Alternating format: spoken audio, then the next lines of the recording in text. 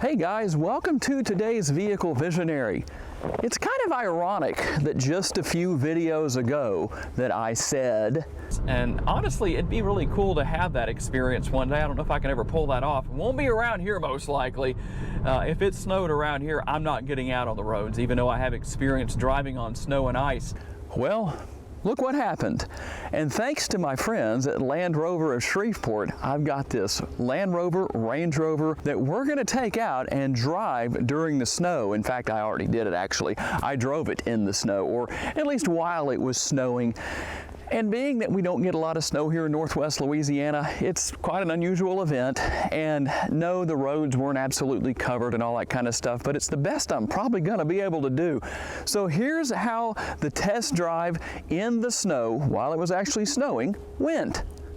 Okay, we have grass and snow mode, grass, gravel, and snow mode activated here, and low traction launch is what we have. You probably can't read that on the screen, I don't think, but one way or another, as you can see, it is snowing, and I'm going to just kind of take my time. I promise not to keep you for too terribly long, but I thought this would be a great opportunity to make a video that I don't know if I'm going to have another chance to make anytime soon, at least not here in Northwest Louisiana. It's really funny. Maybe I should say things like I said in the Volvo video that I showed the little clip from early on in this video, and basically say, you know, I don't think I'm going to get a chance to do this or that, and then maybe it'll happen, who knows.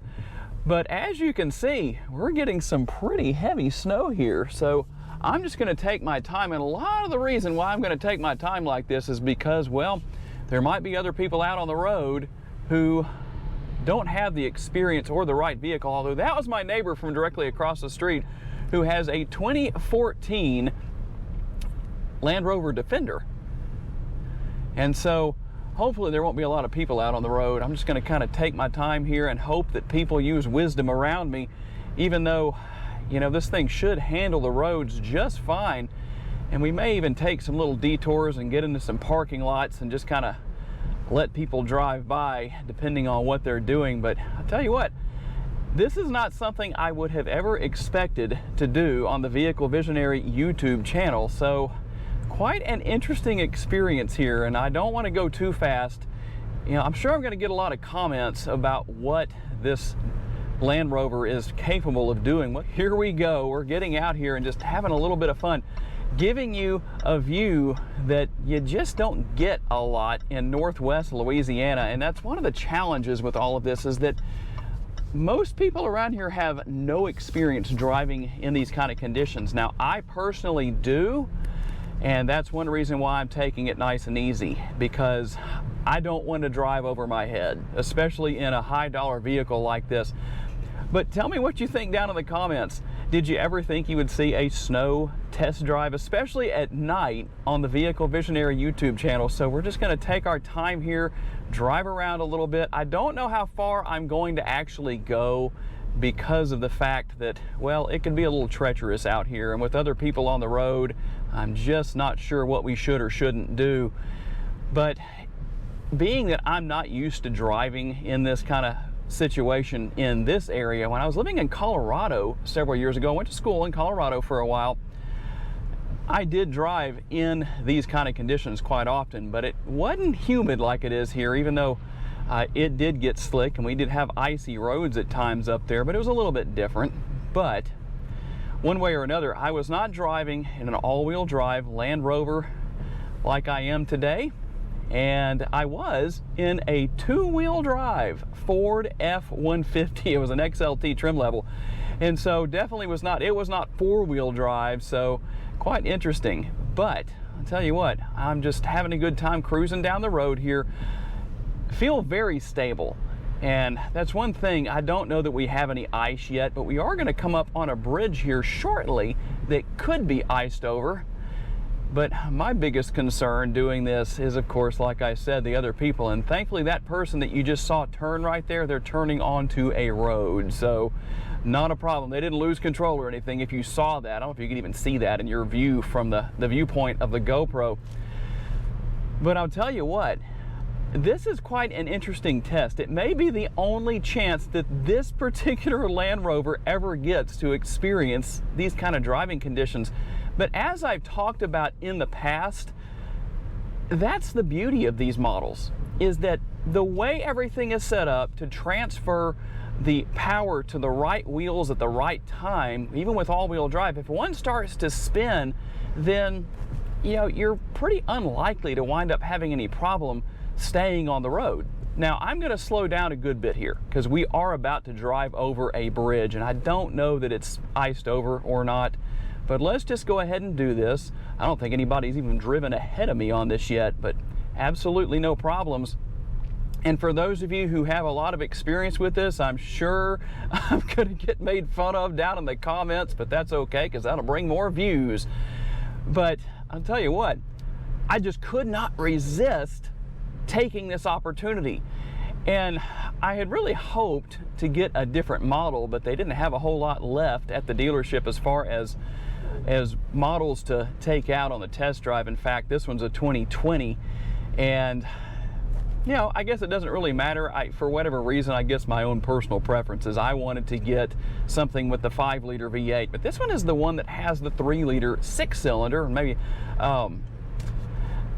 it's not hurting for horsepower. 395 horsepower, 406 foot-pounds of torque, plenty of power to put to the ground, but of course we are trying to take advantage of the capabilities to do this on the road. But boy, I tell you what, I wouldn't try this with anything else, any of my own personal vehicles, even though I have a front-wheel drive daily driver, and it would probably do okay, but it doesn't really have a mode that's specifically made for this. But who knows? But I think I'd rather do this in something that I know is going to get down the road without a problem. And one thing I'm going to have to try to do, if I can remember to do it, is show you the difference of what the heads-up display looks like. It actually has a whole different look to it based on the mode that I have it in, and being that it has the low traction launch mode, or activated, I should say. So here we go. Let's see how we stop up here. I'm not going to try and do anything crazy, but that's one advantage to living outside of the city limits here as I do, and boy, no problem at all. So we're going to get out here and just cruise on down the road. Now, we're not going to be doing the speed limit, obviously, because on this particular road, if you watch me regularly, this is the road that I drive all the time on my test drive. Speed limit is, you can probably see it right there as we pass the speed limit sign, 65 miles an hour. And you know what? I'm very curious to know. In fact, I'm sure somebody at the dealership could tell me, and I'm sure some of you who are more used to driving in these conditions in a Land Rover can also tell me as well. I don't know how this would handle at 65 miles per hour on this road. It might not hesitate one little bit. It might not slip at all. But like I said, not willing to really take that chance. But I have to say, when I lived in Colorado and had my F-150, I had snow tires on that truck. And I think I had about 600 pounds worth of weight in the bed of the truck too, to help me out with driving around.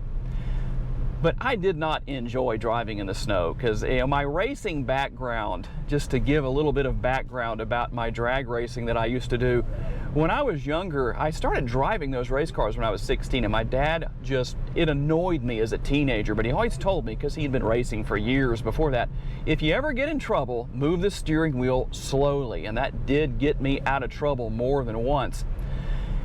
And that's what kept me out of trouble in Colorado, was moving the steering wheel slowly when I would start sliding around on icy roads. And so, I've got some experience with that kind of thing, but still, and you know what? I think we've got someone coming up behind us. I may get past on this road, I'm not sure. But that's one of the challenges with doing this kind of thing. I knew that that would really be the only problem that could potentially come up, is dealing with other drivers who maybe are a little overly confident, think, oh, I've got all-wheel drive, or I have all-season tires, and it'll be fine. Yeah, they're coming up on me pretty fast, so this is interesting. But if they go around me, that'll be fine. And if they don't, you know what? We're going to do exactly what I said, and I'll probably find a place to pull over somewhere so they can go around me. In fact, this person is coming. I wish I had a GoPro pointing out the back window, because you could see how close this idiot is behind me. Excuse my bluntness. That was actually a truck driver Talk about not smart enough to be stupid. There's some new terminology for you if you're looking for something like that. And see, that's what happens. That kind of thinking, in your big heavy vehicle, you think, oh, it's going to hold the road, it'll be no problem. Hell, that's why you see a lot of people in ditches. And even though it would probably make for quite a viral video, I think I'm going to avoid that here. We've done just fine so far, and not been a problem.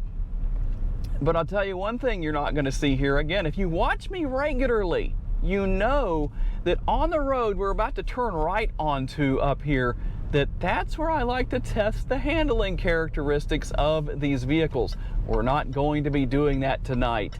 I'll tell you one thing, you may not see another snowy test drive, at least not when I'm in Louisiana. I don't know, if I was to make a trip to Colorado to review some vehicles and go back up there to visit some friends, well, who knows what might happen, and then I could probably do that. But most likely this is going to be a very uncommon thing. Now I'm going to slow down a little bit here because we're going over another bridge, and definitely could be icy, but I'll tell you what, no problems at all as far as traction goes. I mean, just no sweat. And there may not be any ice on that bridge either, so I don't really know. But this is fun. When I was living in Colorado, I didn't like driving in snow, but I was just excited all day long about doing this. And I was thinking, oh, it'll figure if it doesn't snow, but you could see it coming on the radar. So not a big deal. Now we're approaching my favorite corner up here. This is going to be the slowest I will ever take this corner. I guarantee you of that.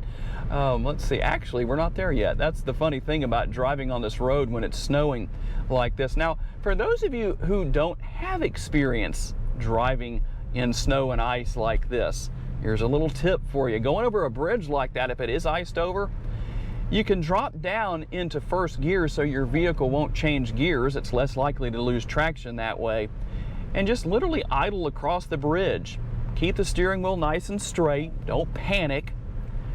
And you'll likely have no problems. But of course, the best thing you can do is just stay off the roads. And honestly, if I lived in the city limits, I'm not so sure that I would have done this in the first place. This is definitely the slowest I've ever been through this corner. Wow, I am doing 30 or 29 miles an hour. I'm usually doing more than twice this through here, but how often do I get the chance to drive in snow? In fact, we are approaching the area where it's just up the road here, where in the Volvo XC40 video I said I would love to take one of these all-wheel drive models out in the snow, but that'll probably never happen. Like I showed you early in the video, very interesting, very unique opportunity here to do something like this. And I must say, I don't know that I want to keep the camera rolling all the way home, but I'm probably going to go ahead and just keep going. But I think we'll go ahead and end the drive here, but I hope you've enjoyed it. Tell me what you think down in the comments. Just a very unique opportunity for myself. I know there's got to be probably hundreds of other videos on YouTube of people driving in the snow. Now we're coming up on a hill right here, so we'll see how that works out. I'll go ahead and keep the camera going. In fact, I'm going to cruise over this bridge. Whoa! Woo! Tree down. Thankfully, it's not an issue for us. Now that was quite an interesting experience right there. I hit the brakes and boy, it didn't really, it barely kind of just slid a tiny little bit. So we're going to go a little slower through here. That's what happens when you live in a humid area like this and you tend to get a lot of ice.